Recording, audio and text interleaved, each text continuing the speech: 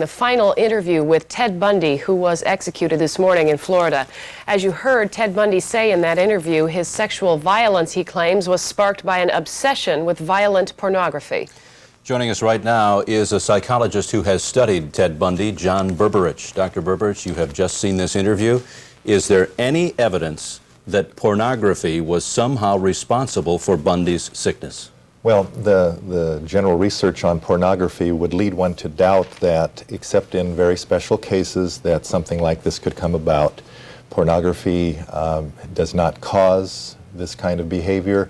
It might be tied in, and it might in some ways teach young people things that they would never have thought about. But there's more, much more going on with Ted Bundy and others who are involved in serial killing of this type than pornography itself. Can that be identified with Ted Bundy? What else was going on that made him do this? Well, he said some of it himself. He said that he had an obsession. And I'd be as curious as anyone might possibly be about just where that obsessiveness came from. Other people look at pornography and don't get so involved, and you have to then note that Ted is different in that respect. He also used alcohol to free himself, to allow himself to behave in the way he did. We know about the effects of alcohol, and of course not everybody who uses alcohol behaves as did Ted Bundy. But most importantly, Ted Bundy is different in a lot of ways, and I want to point out that his very convincing argument in that attempt to be convincing, he used exactly the same tools, the manipulative tools, his intellect, his charm, his self-effacing qualities that he used, I'm sure, to lure young women to him and to then brutalize them and kill them. So you're looking at a person who has done essentially what he has always done, I think, in a manipulative way, interacted here. So knowing what you know about Ted Bundy and having developed a profile on him, are you saying then that he was using those same qualities as a con man? Was he conning us today? Well, I can't say that exactly, but I certainly can say that his intellect has not changed, and that the charm and the skills that he showed here tonight are those same things that he showed before. I don't think anybody who has viewed this would say, well, we now have a man who is contrite and we can free him at this particular point and let him go out, because we now can be sure. He lied to people all his life. He was a living lie, and he killed people based on those lies. Being a friendly man who at Lake Sammamish wanted to have his boat moved and then killed with that particular message in mind. There were aspects of sincerity in what he did. He did say that he took the responsibility and admitted that it was not all pornography or all alcohol that caused this. And Doctor, that brings me back to another thought. I know you're not quite finished with that thought there, but something other than the pornography. I think so many parents here are probably worrying if they have a Playboy or a Penthouse in their house.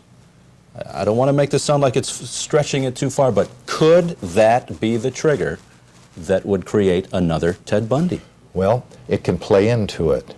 I guess what we have to deal with is that some people who see pornography and start on a chain with softcore pornography and move their way up, who tend to be obsessive and compulsively behaviorally oriented, may tend that way. But I think we have clues well before they get into a Ted Bundy stage of what might be going on. And I think that what I would point to is that it's very necessary for a family to note what their children look like, how they act when they have these kinds of materials.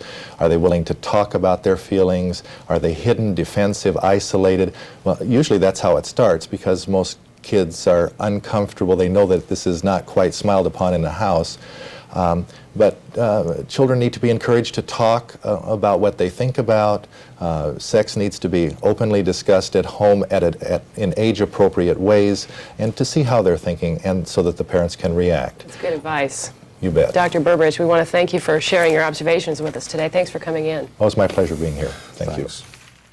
Well, just in case you missed any portion of the interview we just aired, about 25 minutes of the final interview with Ted Bundy, we will be airing portions of that again before 6 o'clock, and then at 6:30, the entire interview with Ted Bundy will run again here on Komo News 4.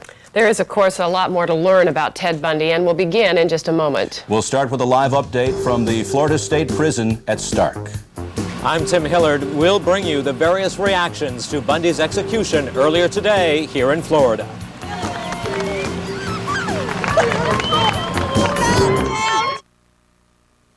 If you want to take the team to the game, or the family on a vacation, our Plymouth Voyager is the perfect solution. The Largents love their Voyager, and you'll love one too. It's #1 in customer satisfaction of any American minivan and Motor Trend's top minivan again. And prices start at just $11,812. it's the game and the guys, or the vacation and me. Game? What game? Smart choice. See your local Northwest Chrysler Plymouth dealer now. Sizzler steak and giant fried shrimp. Very hard to keep to yourself. Do you want that shrimp? Do you want that ham?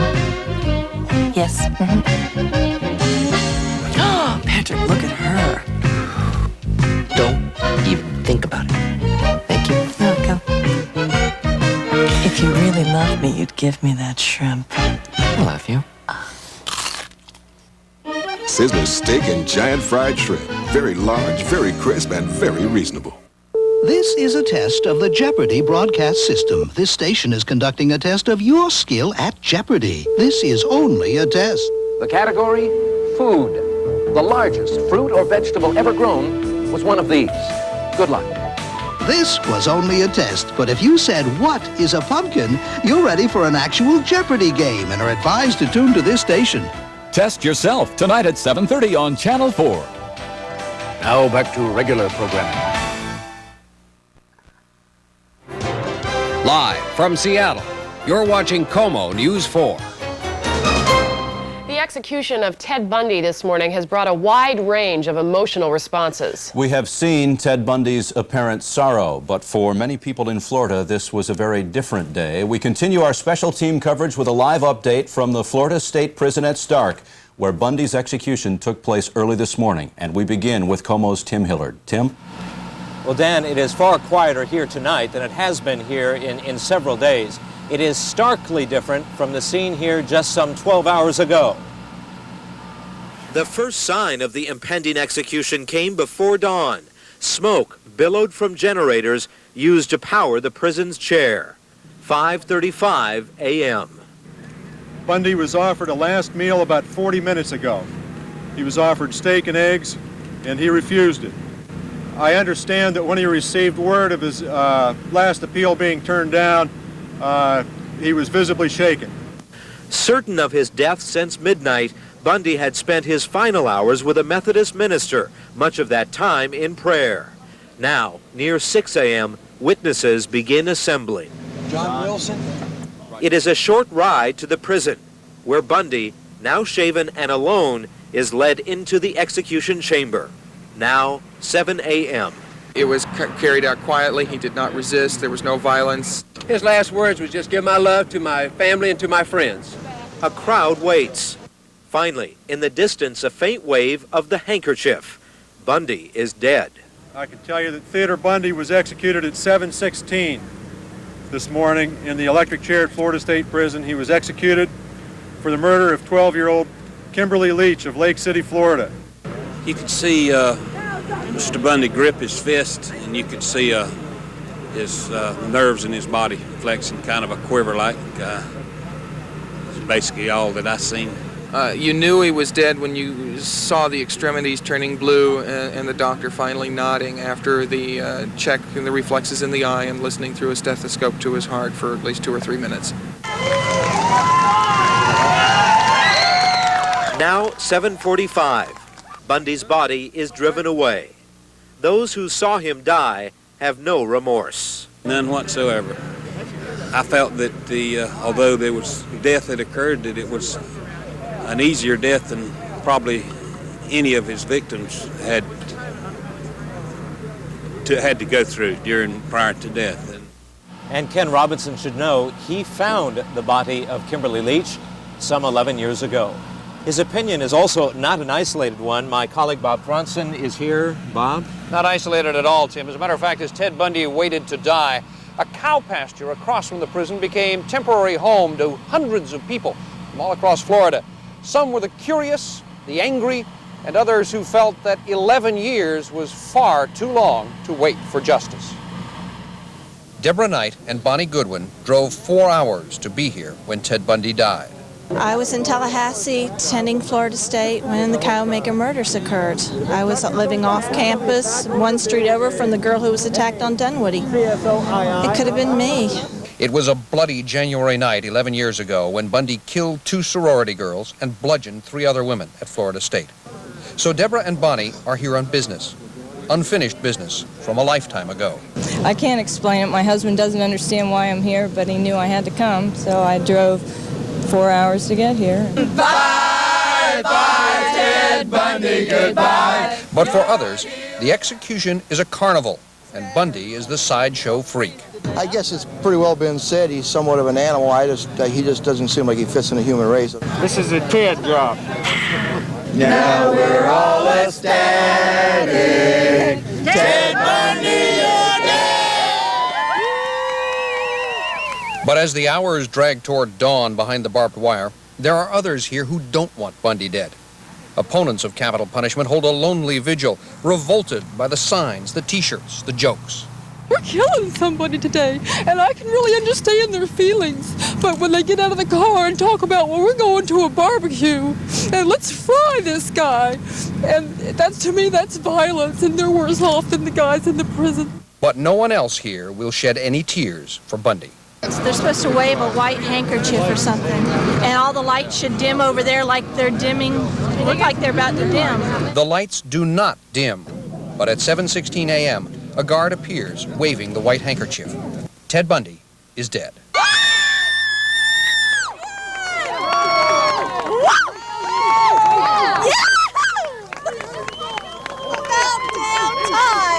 The score from that lifetime ago is settled. Bonnie and Deborah's business is finished. I know there may still be people like Ted Bundy out there, but at least that makes one more off the street permanently. Deborah Knight's reaction, the bottom line here. It has taken 11 years, but finally tonight, the people of Florida feel they have at last achieved justice in this case. Dan, Kathy? All right, gentlemen. Bob Thronson, Tim Hillard, thank you for that live update. There's absolutely no question that a situation like this elicits some very strange emotions, and deep emotions indeed. Well, Ted Bundy is more than just a name to Seattle author Ann Rule, and she joins us right now. She worked alongside him at the Crisis Clinic, and she interviewed him for her best-selling book, The Stranger Beside Me. Here is Ann Rule with us. And in all of your interviews with Ted Bundy, did he ever say, I did it, I killed all those women? No, the closest he ever came was when he was out on bail from Utah. He said, the things I want to tell you that I can't. When he was captured in Pensacola 2 years later, he called and wanted me to come, and he wanted to tell me they wouldn't let me come. And he wrote me a letter that said, Ann, I had my freedom. I worked for it for 2.5 years. I lost it through a combination of compulsion and stupidity. And I think compulsion probably is the operative word. In all the times that you talked to Ted Bundy, did he discuss pornography and the influence on him, and did he somehow blame pornography on what he did? The most interesting thing to me out of the tape that I've just seen is when I worked with Ted at the Crisis Clinic for a year, and we talked a lot, he never mentioned sex. Now, most women, in talking with a male, he'll manage to bring up the topic. But I can see now, and I've suspected for some time, that was such a dangerous topic that it never was mentioned at all. Nothing on pornography ever. Nothing, so much of what we heard him say today. Now, I wrote, as you probably know, for 14 years for the Fact Detective magazines. He asked me to bring my detective magazines in, and he said his girlfriend wanted to read some of the stories, and he'd take them home to her.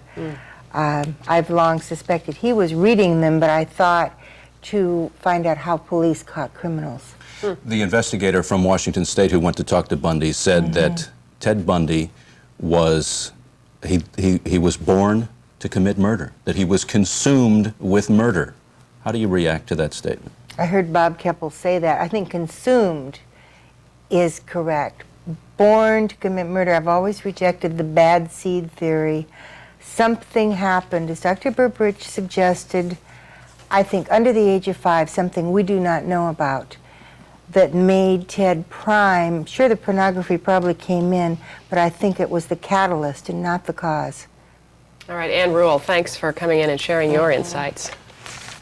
Well, there is much more involving the Ted Bundy execution still ahead. His mother has broken a long silence to talk, and you'll hear her story. And while Ted Bundy did confess to many other killings, he left many unsolved murders behind. We'll look into those as well coming up.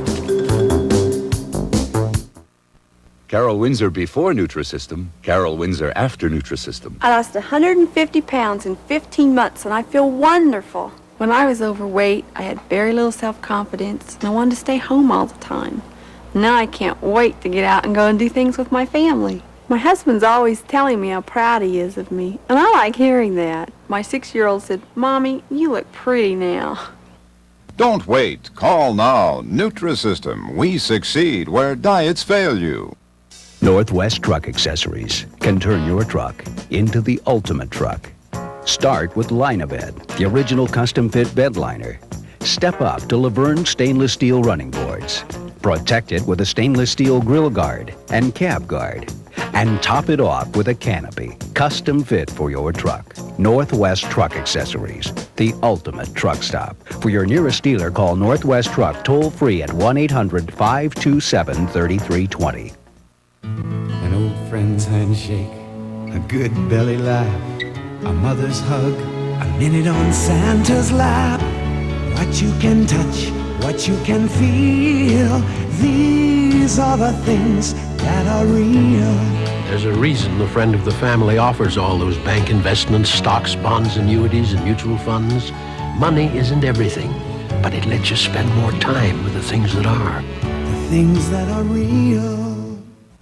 Beautiful carpeting, beautiful upholstery. Now it's easy to keep them clean with a Power Steamer by Bissell. The Power Steamer is a professional-style cleaning machine. Deep clean carpeting, spots and spills, and whole rooms. Clean upholstery, sofas, chairs, and in your car. The Power Steamer shoots a warm cleaning formula while strong suction pulls out liquid and dirt. It's Bissell's best, with many special features. Don't rent. Own your own Bissell Power Steamer and deep clean anytime you like. Now, $179.99 at the Bon Marché. You're watching Komo News 4. Thank God it's finally over. Those are Vivian Rancourt's words, a mother who has been waiting almost 15 years to see justice come to her daughter's killer. In an emotional exchange today, Rancourt talked for the first time with Louise Bundy, another mother who has suffered terribly in the wake of all the murders, knowing her son brought so much grief to so many people. Komo's Carrie Brock reports. On Komo TV's Northwest Afternoon today, Ted's mother, Louise Bundy, joined the program live on the telephone and described her family gathering in Tacoma this morning. We had upwards of 40 people there, including our family, daughters and grandchildren. And I never got so many hugs in my life. And there were prayers, there were tears, many, many tears. Long about 4 o'clock, or the time that we figured was the time for the execution, we all bowed in silence and had silent prayer for quite a while. Then Vivian Rancourt joined the program. Her daughter Susan was killed by Bundy back in 1974. And Mrs. Rancourt was asked if she had any words for Mrs. Bundy. First of all, we send hugs to her, too. It has to be terrible for her. Our suffering is over. Our answers are all there. And I think hers are probably just beginning.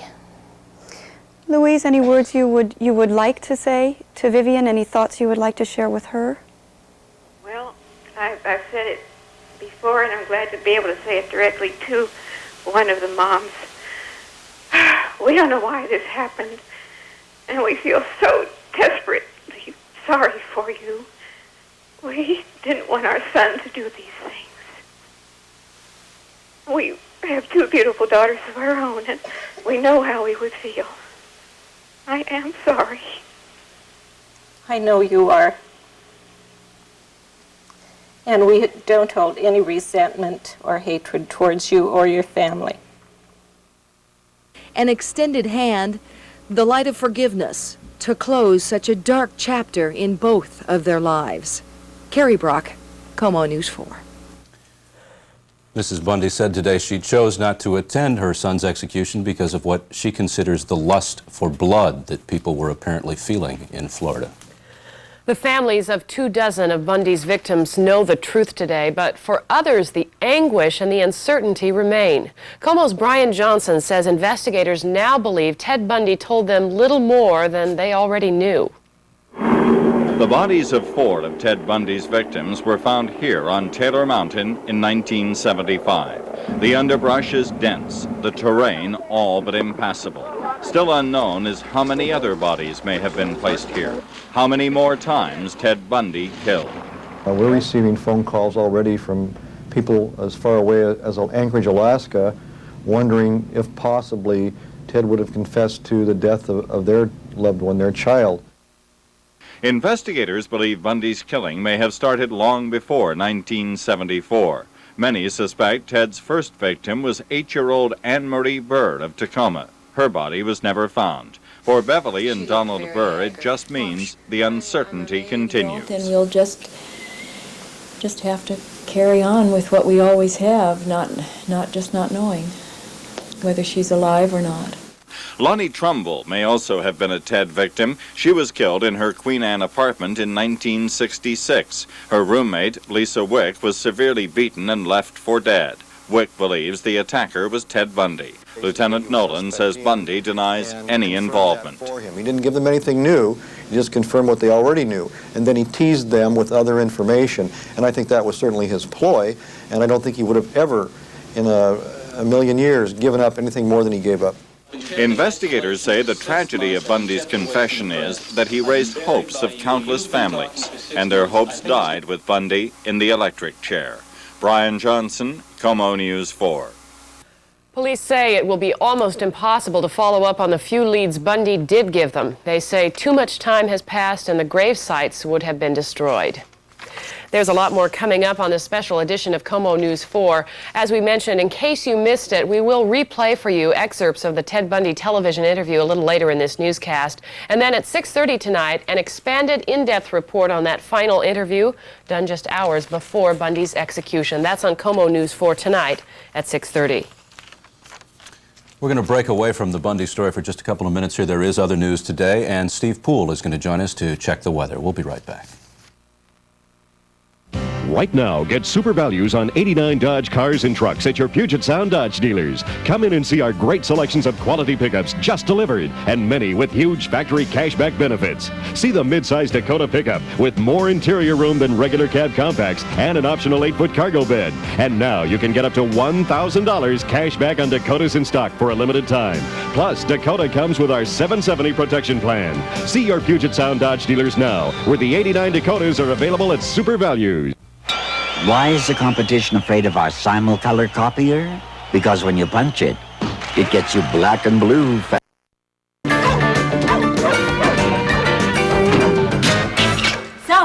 how do we get back in? Hey.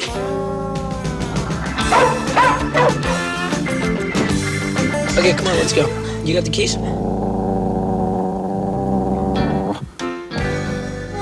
This is not a problem. You know that Roto-Rooter is the one name to remember when you have a clogged sewer, sink, or drain. And you know you can count on us for fast service. On most calls, we get to your home in 1 hour. That's right, 1 hour service from Roto-Rooter. Expert sewer and drain cleaning, and 1 hour service from me, your Roto-Rooter man. See? Right on time. And away go troubles.